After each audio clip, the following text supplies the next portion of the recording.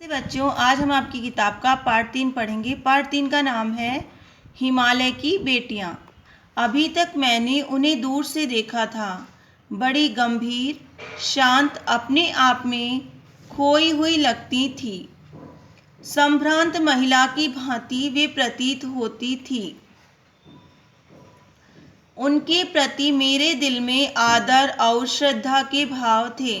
माँ और दादी, मौसी और मामी की गोद की तरह उनकी धारा में डुबकियां लगाया करता। परंतु इस बार जब मैं हिमालय के कंधे पर चढ़ा तो वे कुछ और रूप में सामने थीं। मैं हैरान था कि यही दुबली पतली गंगा, यही यमुना, यही सतलुज समतल मैदानों में उतरकर विशाल कैसे हो जाती है। इनका उछलना और कूदना, खिलखिलाकर लगातार हंसते रहना, इनकी यह भावभंगी, इनका यह उल्लास कहाँ गायब हो जाता है मैदान में जाकर। किसी लड़की को जब मैं देखता हूँ, किसी कली पर जब मेरा ध्यान अटक जाता है, तब भी इतना कौतूहल और विस्मय नहीं होता जितना कि इन बेटियों की बाल लीला देखकर। कहाँ ये भागी जा रही हैं, वह कौन लक्ष्य है जिसने इन्हें बेचैन कर रखा है।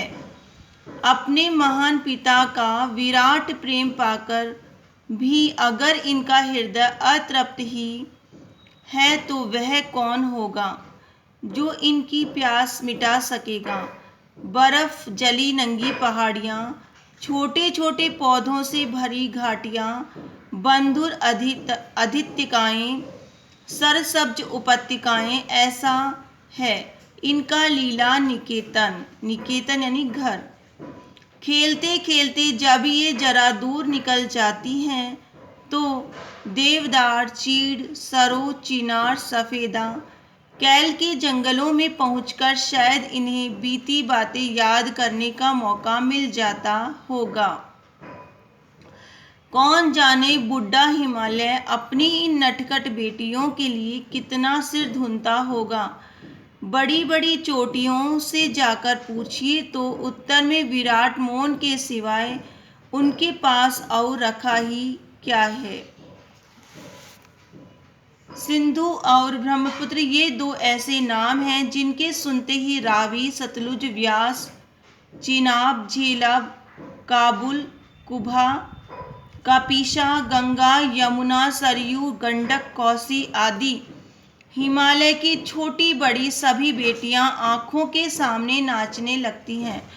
वास्तव में सिंधु और ब्रह्मपुत्र स्वयं कुछ नहीं है, दयालु हिमालय के पिघले हुए दिल की एक एक बूंद न जाने कब से इकट्ठा होकर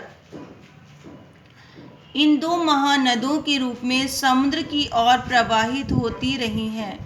कितना सौभाग्यशाली है वह समुद्र जिसे पर्वतराज हिमालय की इन दो बेटियों का हाथ पकड़ने का श्रेय मिला है।